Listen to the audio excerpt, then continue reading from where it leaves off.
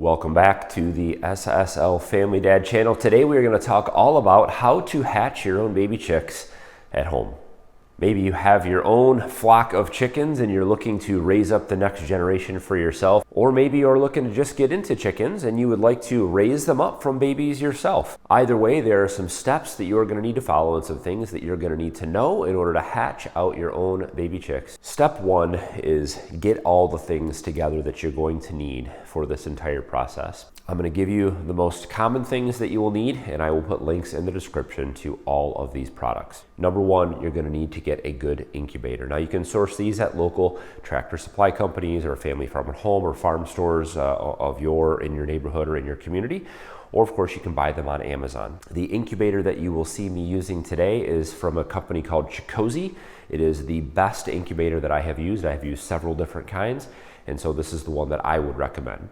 You can get all different sizes. You can get small ones that will incubate maybe 8 or 10 or 12 eggs at a time, or you can get larger ones like I have here that are 25 eggs or even up to 40 eggs. You want to look for an incubator that has an automatic egg turner in it. This will prevent all kinds of problems. You can turn your eggs manually, but it requires you to remember every day to make sure that you're doing it just right. If you have the automatic egg turner, you're gonna have less issues. You're gonna have healthier baby chicks with less problems. You're also gonna need a couple things to have prepared for after the chicks hatch. You're gonna need what's called a brooder. I'll talk more about that later, but a brooder is basically a cardboard box, a bin, some type of an area that you can keep the chicks warm in and that you can provide them with food and water. You're gonna need some type of a heat lamp. I have two different options that I've used over the years, regular heat lamps with the red heat bulbs in them, or a ceramic reptile heater. It's a heater that does not produce any light, but it does radiate heat. There are other heat sources out there that you can get. There are heat mats and little heat things you can get. I haven't tried any of those. You're also gonna need a small feeder and a small water. There are lots of different options out there. Those are pretty self-explanatory. You just need something that you can put chicken feed in, that you can put water in. You're also gonna need some chicken feed. So you want what's called a starter grower blend or a meat bird blend. Any of those types of chicken feed are gonna have the high protein content, 18% or above, that's gonna give your chicks the protein that they need to grow rapidly. These babies could grow very quickly and they need lots of protein.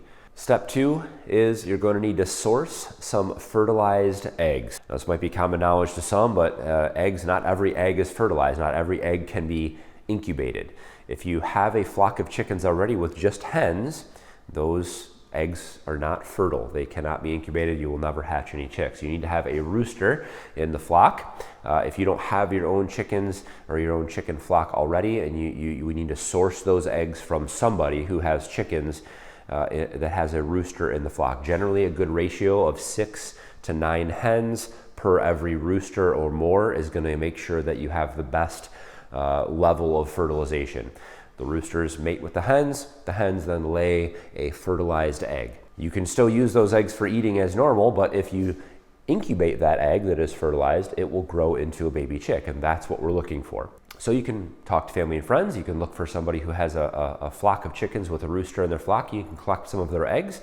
Depending on what size incubator you get, whether it's small or big, you need to just collect up the number of eggs that you're going to incubate. The best way to do this, especially if if maybe let's say you only have 6 chickens, but you want to hatch out 25, you want to incubate 25 eggs, is to just collect those eggs each day. If it's during the cold season, you want to make sure you get those eggs out of the cold as quickly as possible, get them into room temperature, and you just collect them each day until you have the number that you need, and then you're going to start the incubation process. You can also source fertilized eggs on places like eBay or other Facebook marketplace. I've seen people selling them around. They will sell fertilized eggs for people to incubate. I have not had experience with this personally, but I know that is an option out there if you don't have your own chickens or a rooster, or you can't find anyone who does. The next step is preparing to incubate the eggs. There's a couple things that you want to get set up and ready to go before you put the eggs in the incubator. Number one, you want to make sure all of your eggs are at room temperature. So if you just brought them in from cooler days, you want to make sure that you just let them kind of settle out into room temperature for a few hours before you put them in the incubator. You also want to get your incubator set up, turned on, and warmed up. The incubator temperature should be set right around 99.5 degrees. This is the recommended temperature that you want to keep the eggs at for the 21-day period it takes for them to hatch. You want to get your incubator all warmed up, and you also want to put water into the humidity tray. Depending on the brand or style that you have, there'll be some source of humidity that you're going to need to keep the humidity above 40%. throughout the incubation period. So you want to make sure that it's humid, you want to make sure that it's all warmed up to temperature, and then the next step is going to be to put the eggs in the incubator. Eggs should be placed into the incubator pointy end down. The pointy end should be facing down, and generally if you have the egg turning system, there'll be little cups for each egg. If you're using the incubator I have shown here, it has a timer on it that will start to count down from day 21. You might want to make sure that's reset at day 21 and it will count down from there. And you want to make sure the temperature is set at 99.5. Your water tray is filled at the bottom and that you're all ready to go. Once the eggs are in and all that is set up, the rest of it is pretty hands-free until day 18. The next step is optional, and that is candling your eggs. You can do this about day 7 or 14, somewhere in there, and you can candle the eggs. Now, the incubator that I have here has a built-in candler. It is a bright light on the top that you set the egg in, shines the light through there, you turn the lights down in the room you're in, and you can see whether the egg is growing into a baby chick or not. Some people will, at this point, check all of the eggs to see which ones they see are starting to grow and which ones are not, and they will throw out or discard the eggs that are not growing into baby chicks. Generally, I choose to forego this step entirely. This is an optional step, it's just for fun, but what I prefer to do is just leave all the eggs alone. I like to just leave the incubator alone, leave the eggs alone, leave them in there. I don't want to mess with the temperatures, mess with the humidities. I don't want to take the eggs in and out. That just presents more opportunity for something to go wrong. And so I generally try to just leave them alone until day 18. But if you're curious and you want to see whether the eggs are starting to grow or not, you can candle them. You can also use something like a toilet paper roll taped to a flashlight, and you can put your egg on top of that and it will candle the egg and you can see whether they are developing or not. The next important step is at day 18. Day 18 is 3 days before your baby chicks should start to hatch. Now, sometimes you will have them start to hatch early, and sometimes they will hatch a little bit late. This depends on breed. It depends on the temperature of your incubator.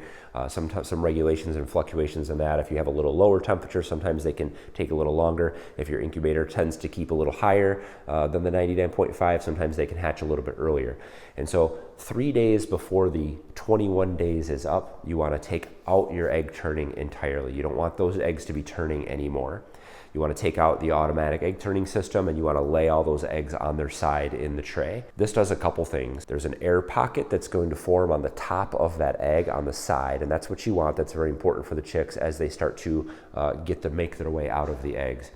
You don't want them also stuck in the egg turner or anything to get hurt when any moving parts are in there. So at day 18, take all of your egg turning equipment out and set your eggs all laying on their side. And you're also at this point going to want to get your humidity up higher. Now, this particular incubator has a separate humidity tray that you fill with water, and it will tell you to open the vent on the top, and this will allow more air to flow up and be warmed through the water system, and it raises the humidity in the incubator. And you want to keep it this way all the way through until your baby chicks begin to hatch. All right, now the next step is the exciting part. This is when the chicks will begin to hatch. There's a couple phases of hatching that you're going to see. The first is called pipping, is where the babies will poke a small hole through the egg, and you might start to hear some chirping. You'll hear little chirps coming from your incubator, and you can look around and see the little holes that will start to emerge as the baby chick just starts to break through the hard shell of the egg. The chicks have a tiny little sharp, almost like tooth on the end of their beak when they are fully formed in the egg, and that little tooth, that little sharp point on that beak will actually start to chew through the hard eggshell.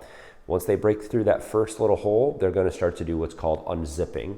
This is where they're going to start to move around. They actually rotate in the egg, and they're going to be kind of chewing away at that hard shell. Once the egg is unzipped far enough, they continue to start to push with their legs, and eventually it comes to a point where the egg is going to break right in half. The top and the bottom will separate, and that baby chick will then be released from the egg. Now, when you see the baby chicks for the first time, they don't look as cute as they will in just a little while.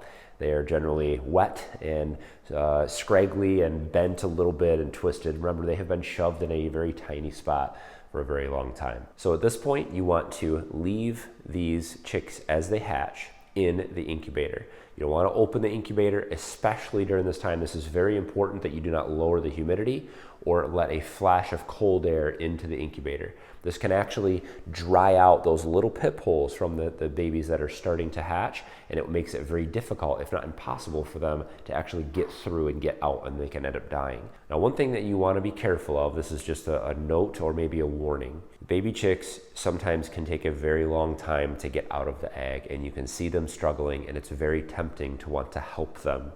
I would caution that you do not help them hatch from the eggs. This can actually cause problems if you try to break them out of the egg or anything like that before they are fully ready. It will kill them. This can also sometimes be a way of telling you that there's something wrong with that baby chick and it will not survive anyway. If it has been born with a deformity or formed in some way that isn't allowing it to be strong enough to get out of the egg, that's generally a sign that it's not going to make it. And so you want to let nature take its course.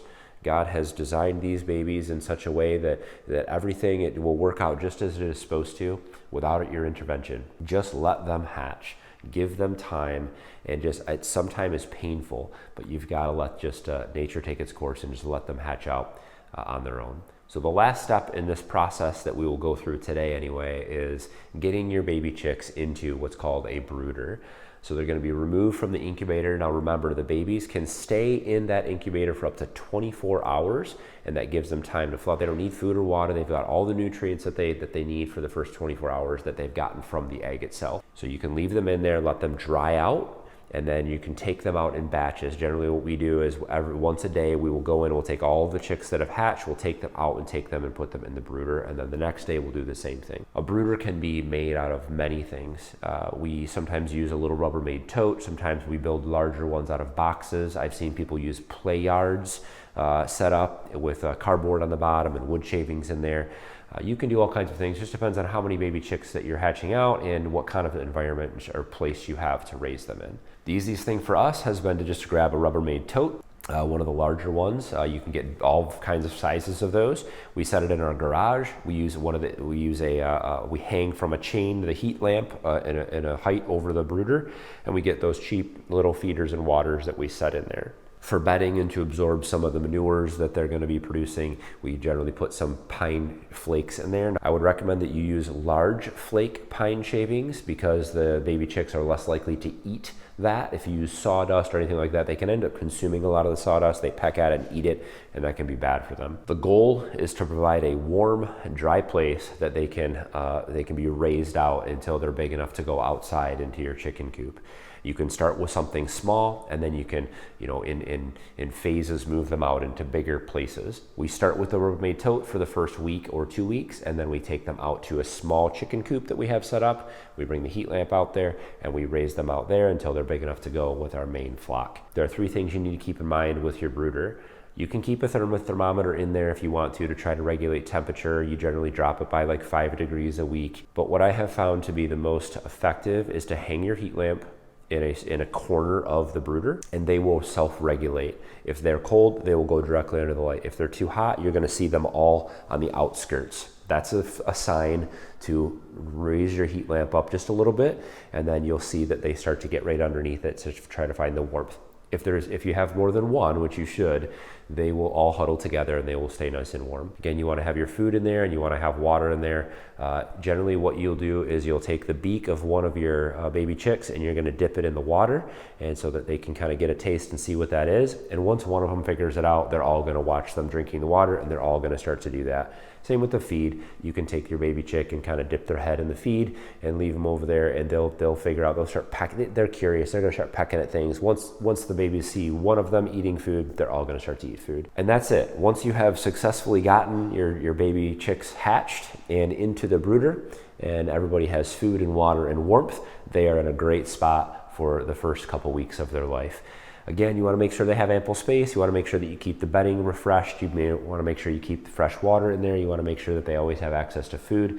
and water 100% of the time, 24 hours a day. They're going to do most of their time sleeping for the first few days, but after you get through the first week, they're going to be very active, and pretty soon they're going to start jumping out of your bin, in which case you need to take them to something bigger. Hopefully this helped you guys out. If you do have questions, I monitor the comments for years and years to come. So if you're watching this video, even if it's 10 years old, you throw a comment down below. I will do my best to answer any questions that you have. Products change, links change, all that kind of stuff. I'll try to keep all that stuff updated so you guys can find the things that you need. But if you have any questions, please let me know. I would love to help you out. Don't forget to hit thumbs up on today's video. Hope you enjoyed the how-to, and we'll see you next time.